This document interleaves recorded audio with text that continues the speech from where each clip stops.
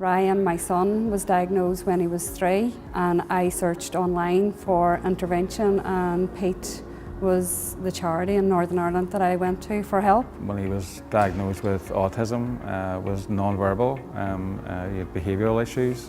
This affected our whole family life. We have 2 other children, so as you can imagine, we couldn't even take the other 2 children, along with Ryan and ourselves, to a play park. Pete comes into our home and devises home programs which are tailored to Ryan. So if I was having issues around hair cutting or going to the shops, they set up home programs, and we take it in tiny steps until gradually Ryan has it mastered.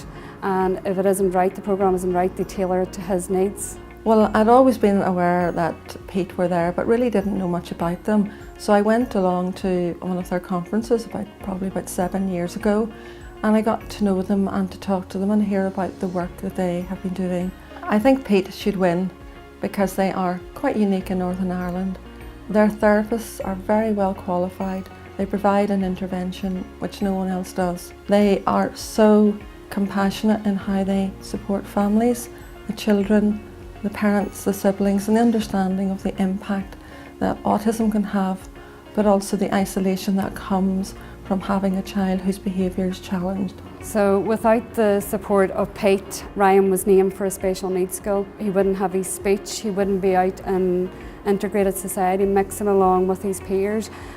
He wouldn't be reaching his full potential either. Ryan now is in a mainstream school. He has a full-time one-to-one.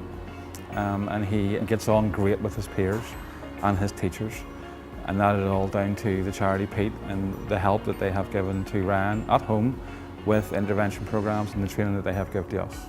Pete are a small charity with a big heart.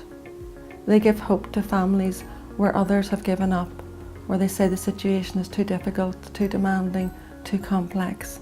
They're there for families, and they make such a difference.